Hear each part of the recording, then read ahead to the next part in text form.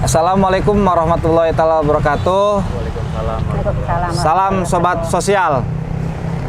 Kami pendamping PKH Kabupaten Lebak akan berbagi menceritakan pengalaman kami di daerah binaan masing-masing. Nah, alhamdulillah kita sudah ada di daerah Museum Multatuli, yaitu adanya di pusat pemerintahan Kabupaten Lebak. Museum Multatuli ini didirikan oleh Bupati pada tahun 2000.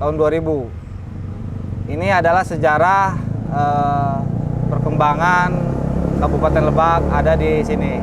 Makanya sobat sosial ketika berada di Kabupaten Lebak silahkan mampir di museum ini. Nah, saya bersama rekan-rekan saya sebelah kanan dari saya yaitu siapa? Lia Saparia. Iya, Telia. Dari mana Telia? Dari Kecamatan Cimarga, Desa Binaannya Desa Sudamanik dan Desa Margajaya. Oke, selanjutnya Saya Guru Munggaran, binaan saya di Kecamatan Panggarangan, Desa Panggarangan dan Desa Gunung Gede.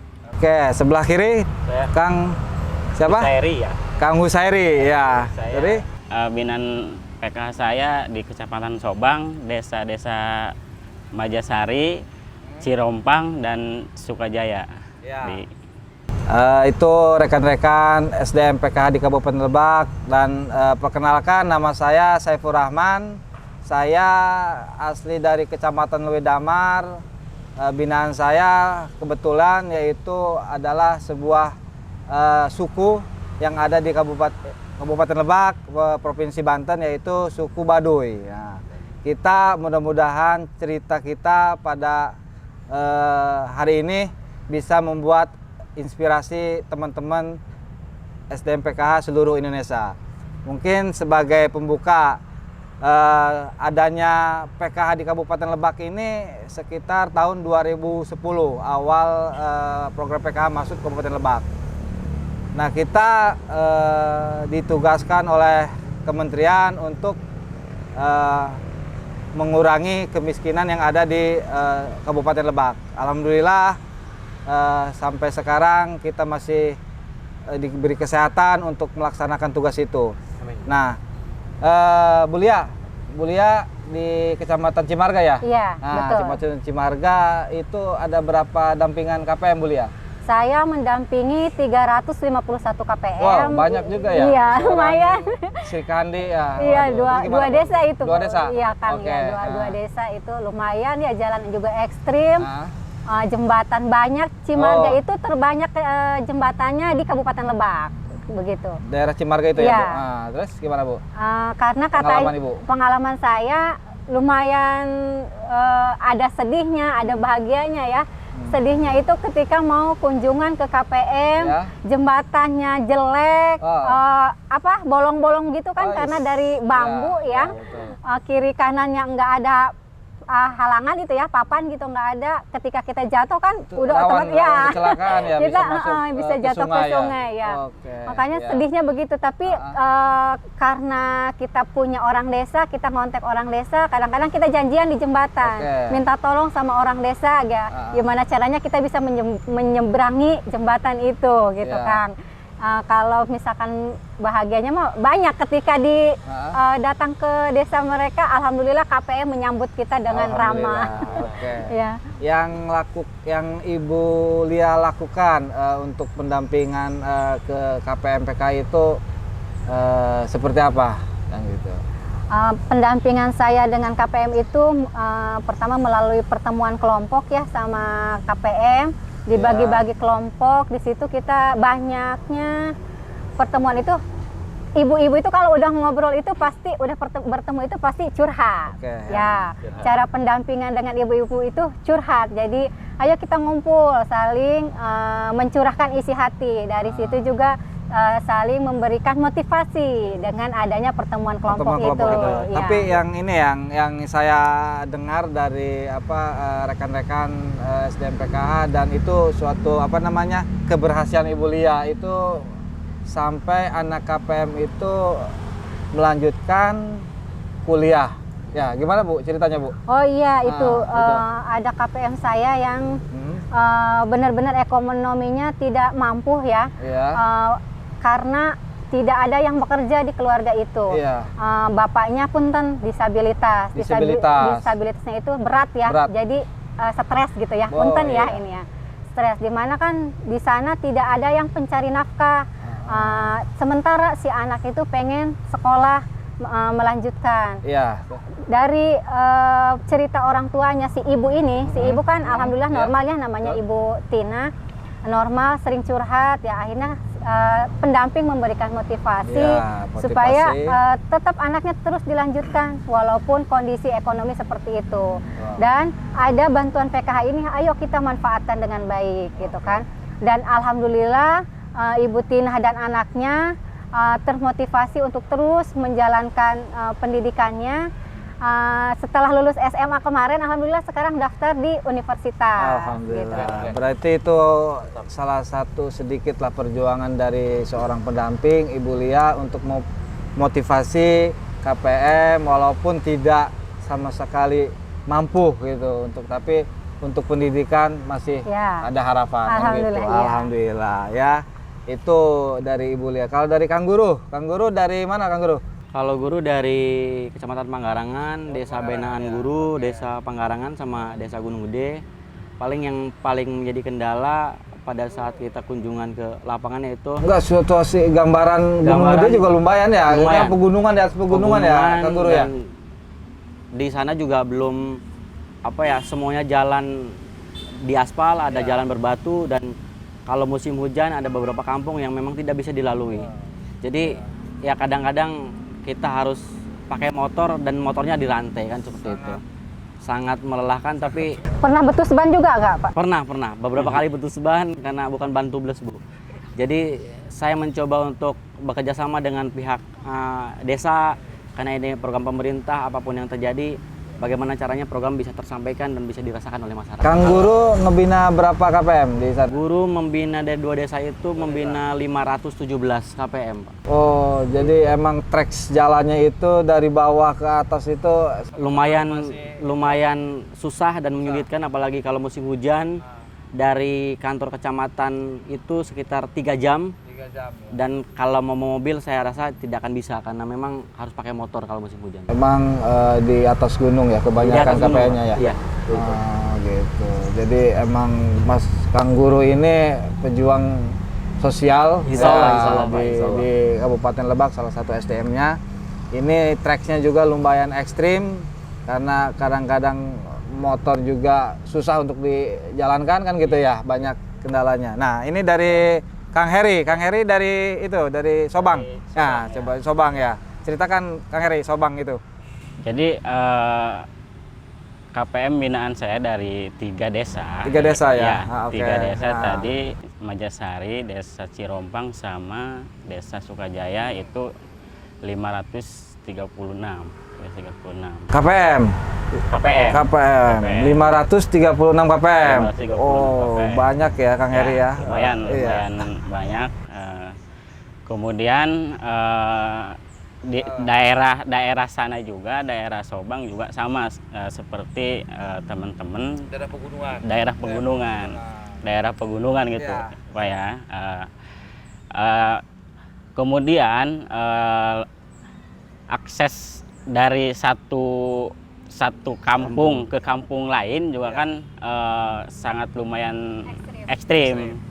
Pernah juga saya Sama pernah saya. juga ketika saya mau berkunjung ke rumah KPM, ketika pas turunan ada jalan yang berlubang, tapi berlubang ini ya kayak kubangan, nggak ada batu gitu kan, terus jatuh pernah itu. Sampai ke rumah KPM, sampai itu dulu bersih Biasanya dulu. kalau sekali jalan itu bawa baju berapa style ini Kang Heri ini? Satu enggak. Iya. Kan tracksnya kan banyak lubang, ganti Iya. kan udah bajunya. Ya, satu aja. Ya, kemudian juga di sana kendala sinyal. Sinyal, waduh, Sinyal. sinyal ya. Sinyal belum nyampe. Sinyal. Ada beberapa desa yang bisa diakses sinyal, cuman kalau misalkan daerah itu mati lampu ya, listriknya padam, itu juga sinyal juga ini mati gitu. Iya. Memang kendala di sinyal. Terus kemudian ketika komunikasi juga sama KPM juga agak terkendala. Itu kan pegunungan, Kang Heri harus naik gunung, Iya. berkendaraan. Itu gimana rasanya, Kang Heri? Rasanya juga sangat ini sangat sangat mengecu adrenalin juga gitu ya. Ya, itu karena memang kondisi jalannya itu. Tapi kalau buat masyarakat, buat KPM, apapun yang kita fight terus, semangat Fight terus. semangat Walaupun terus. emang Iya. daerah Iya. kondisi di daerah kabupaten ini sangat banyak pegunungan ya. Iya. Rata-rata pegunungan, itu daerah Gunung Gede, kecamatan masuk Panggarangan. Panggarangan, ini juga daerah mana Bu tadi? Cimarga. Dan ini daerah Sobang. Nah, ini mungkin dari teman-teman juga banyak ya teman-teman kita yang di kabupaten yang Gunung lain. juga Tapi sama. menurut saya ini ya gimana, Kang Bu? Epul ya, kerja di PKH itu kerja yang terenak kalau kata saya. Waduh, Ya, gimana ini kerja terenak ini? Bu? Walaupun jalannya berliku-liku gitu ya, berliku-liku, kita sering jatuh terus terang saya sering jatuh dari motor karena jalannya yang turun naik licin Wah. hujan itu ya. Terindahnya apa? Karena Ketemu siapa gitu nggak? ketemu ibu-ibu Oh, itu kita ketemu itu ya. ibu-ibu. Selain kita saling curhat, Iya, ada betul. ketawanya, tidak seperti kita di rumah jenuh ya. Jenuh gitu apa sih namanya kalau ibu-ibu di rumah kan aduh, Bete, apa gimana ya tuh? bete ya ngelihat Waduh. itu lagi di rumah. Tapi kalau kita datang ke masyarakat, di situ kita bisa canda tawa, kan bisa biasanya kalau di kampung kita sering bacakan dengan ibu-ibu. Oh, Nah, di iya. situ pun kita Ngaliwat ya, Bu, ya? Ngaliwat. ngeliwat, Oke, menghilangkan iya. rasa stres Betul, kita betul, lewat betul, situ. betul. Ya, terus juga kita pertemuan dengan ibu-ibu itu tidak di rumah saja Pak. Kadang-kadang kita di hutan, kadang juga di pinggir kali gitu, karena kondisi masyarakatnya yang Jadi, rumahnya itu sempit sebetulnya kan, ya. sangat enjoy dan asik gitu Iya. ya kalau ketika udah di lapangan ya. untuk Ketika udah di bekerja. lapangan itu sangat Oke, enjoy. iya. Bukan berarti nggak ada tantangan ya, Iya. tapi kita bikin enjoy gitu. Tapi tantangannya memang sangat sulit memang, Iya. tapi bikin enjoy gitu. Oke, iya sobat sosial, itu dari teman-teman STMPK Kabupaten Lebak. Kebetulan mungkin dari saya pribadi, saya ngedampingi Desa Kanekes, yaitu salah satu desa yang ada di Kabupaten Lebak, yaitu suku adat Baduy kan gitu. Nah, saya masuk di situ pada tahun 2010. Saya mengenalkan sebuah program yang dari Kementerian Sosial. Di situ masih banyak ketidakpercayaan yang saya bawa kan gitu, karena mereka itu masih menganut sistem adat istiadat itu. Jadi modernisasi dari luar itu mereka masih tidak menggunakan kan gitu, menahan kan gitu. Jadi dengan sosialisasi yang terus saya lakukan, pertama itu di kantor kepala desa, yang kedua itu pada PUUN itu adalah salah satu pejabatan yang tertinggi di suku Baduy itu. Nah, kita jelaskan bahwa program ini adalah program untuk menuntaskan kemiskinan, membantu orang-orang yang tidak mampu kan gitu. Tapi di situ ada syarat-syarat yang harus dilakukan. Nah, mulai dari situ alhamdulillah kita masuk 2010, kita diterima, kita berjalan dengan lancar, ada pertemuan kelompok dan sebagainya kan gitu. Nah, pada masa 2017. Nah, masa 2017 ini ada pengalihan PKH dari tunai ke non tunai kan, itu sekitar bulan Juni ya. Bulan Juni. Nah, kita sosialisasi kembali kan gitu. Kita sosialisasikan bahwa ini ada sistem digitalisasi, sistem perbankan untuk pengambilan uang itu kan gitu. Di situ kita harus benar-benar sosialisasi penuh kan gitu, karena adat suku Baduy ini kan jarang kan gitu untuk di perbankan itu sendiri. Makanya dengan istilahnya kita dengan cara yang baik, Siotarhumu yang baik kan gitu, dengan kesungguhan kita bahwa kita pengen menuntaskan kemiskinan, pengen membantu masyarakat orang-orang yang tidak mampu, maka alhamdulillah pada saat itu kita terbuka lagi, PKH ini terbuka lagi dengan kerja keras kita semua kan gitu. Walaupun emang ada beberapa hal yang perlu kita ini, yaitu tentang persyaratan itu. Perbankan itu kan harus benar-benar detail. Nah, sedangkan mau KTP kan gitu ya, Bu ya. Boleh kakaknya kan gitu. Itu kan disebut administrasinya orang kan Baduy gitu. tidak punya ya. Orang Baduy tidak ada, Bu. Iya. Orang Baduy tidak ada memiliki hampir semuanya, tetapi ada sebagian yang sudah memiliki, tetapi kadang-kadang tidak padan dengan adjektif capil kan gitu. Tetapi kita bisa bermusyawarah, bisa negosiasi dengan pihak perbankan, maka alhamdulillah persyaratan itu kita istilahnya cukup dengan di desa saja. Misalnya surat domisili waktu itu, tetapi dengan kesini kita dorong untuk ikut perekaman, supaya ada identitas. Misalkan KTP, KK dan sebagainya kan gitu. Ya, itu mungkin pengalaman saya karena banyak yang sebetulnya dari 2010 sampai 2022 itu udah lumayan kan gitu. Iya. Saya juga secara pribadi sudah dianggap keluarga oleh mereka kan gitu. Jadi apapun yang mereka lakukan, apapun yang kita sudah terjalin dengan baik kan gitu. Jadi itu mudah-mudahan kedepannya dari kita diberikan kesehatan ya, kita kesehatan, umur yang panjang untuk bisa meneruskan program-program yang ada di Kementerian Sosial gitu Bu ya. Jadi intinya kita hal-hal sulit itu jangan dibuat sulit ya. Kita bikin enjoy ya, supaya kerja di PKH itu terasa nyaman gitu kan. Betul. Ya, kalau kita yang sulit dibikin sulit, yang ada kita stres nanti ya. Karena ngurusin beratus-ratus KPM gitu kan ya. Kalau saya 648 KPM nah, mantap kan? dengan trek situasi dan kondisi yang sangat trek jalan yang luar biasa ya sulitnya. Kalau ibu-ibu masih bisa dengan kendaraan bermotor, kalau saya dengan jalan kaki. kuda. Jadi dengan jalan kaki ke sana dari kampung ke kampung itu sekitar berapa? 68 kampung di sana.